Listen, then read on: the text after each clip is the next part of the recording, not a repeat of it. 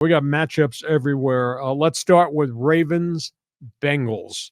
You got Joe Burrow against the number 2 defense in the NFL. Bengals got a bit of a problem because their wide receiver core, led by Jamar Chase and T. Higgins, is kind of banged up. Lamar Jackson, what a phenomenal season. He's got 15 touchdowns already.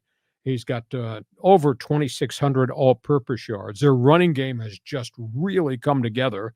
And Beckham and Zay Taylor are starting to catch a lot of passes. This is an offense that's averaging 367 yards per game, Baltimore. Offense that's averaging 154 running it. Their running game is now 3 deep, and that's Lamar as the 4th option running the football. On third downs, Baltimore Ravens, 44% conversions. And the defense, Joe Burrow comes to the line of scrimmage pre-snap reads. He's looking at a defense that's got 39 sacks and 15 takeaways. Wow. So this might be hard because since he's not totally healthy right now, they're really banged up. So Ravens, Bengals. Wow. I mean, this is going to be a lot of fun to watch this game. I don't know. I mean, Lamar Jackson just never really does much for me. I've never been a huge fan of the guy, or even the Ravens in general. I mean, what was that linebacker they had back in the day that was always getting in trouble? Ray Lewis.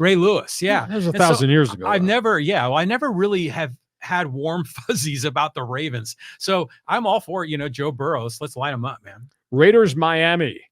Now the Raiders got to play real people. I mean, Antonio Pierce has gotten these guys really amped to go play really well, but I think this is going to be an enormous challenge. Raiders, Miami, Tua, 2,609 passing yards per game, the number 1 in the NFL, 435 yards in offense. Tyreek Hill's averaging 16 yards per catch. Jalen Waddle's averaging 13. Raiders' offense is just pedestrian. 31st in the league in offense. Defensively, Max Crosby is just playing like the best pass rusher in football. He's done a phenomenal job, but they just don't hold up. I mean, Crosby can't do it all himself. He's got 9 quarterback sacks already. He's on a pace to probably get 20. I think Miami blows them out, and then all the excitement about what Antonio Pierce has done with 2 wins in a row against bad teams, that kind of goes away. Chiefs and Eagles. Jalen Hurts versus Patrick Mahomes. Man, this is going to be good. You got the Eagles. They've won 8 of their last 9. Kansas City's starting to rally back again. Jalen Hurts, phenomenal statistics. 2,600 all-purpose yards, 22 touchdowns he's accounted for. Eagles have the number 1 run defense in the league. Eagles got 30 quarterback sacks, so they're going to be chasing Mahomes all over the place. Mahomes has got 17 touchdowns, but he's got 10 turnovers on the season. And Kansas City, after losing opening day, they've been hot. So you got the Eagles have won 8 of 9. Kansas City's won 7 of 8. So keep that game in mind. Vikings Broncos. Backup quarterback, Josh Dobbs, 101 rating. That's really phenomenal. That's awesome. In 2 weeks off the unemployment line. Denver, those won 3 of its last 4 and lost in everything in Denver. I don't think anybody's ever forgotten that they gave up 70 points and 700 yards in an early season game to Miami.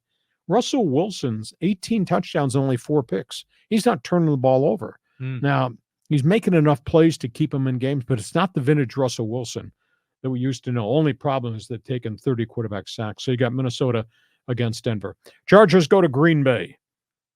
A defiant head coach, Brandon Staley. I believe in my men. Yeah. They're 0-4 against good teams. Now, luckily, they're not playing a good team. The Bolt defense is number 31 in the NFL, giving up 393 yards per game. Green Bay, Jordan Love, after a good start, they've lost 5 of their last 6. People have kind of figured them out. They're averaging just 311 yards per game. I think what could happen at Lambeau Field, I just think they run the football all day. They got Aaron Jones and got A.J. Dillon. If they can run the football, they keep Justin Herbert off the field. I have a hard time believing the Chargers would lose to the Packers, but based on what we've seen with Brandon Staley's team, God, anything is possible. Yeah. Well, okay. Your thoughts on the games? Well, because the Chargers have a terrible run defense, right? Yep. So, yeah, that's the recipe for the Green Bay to have a win at home. Brandon Staley. I mean, everything is just going wrong. The game that's intriguing to me is the Broncos, because that game they played against, what was it, the Bills? And they should have lost, and they ended up winning it, because on the penalty on the field goal at the very end. But it's incredible how Denver is so much better now than they were at the beginning of the season. I mean, I'm just shocked by it all, because I figured this was going to be like, way under 500. And they're ended up, they're competitive. They're kind of in the playoff hunt, aren't they? On the periphery. Yeah, on the periphery. But I'm not hallucinating. Denver did beat Kansas City and Buffalo. That's amazing. It is incredible.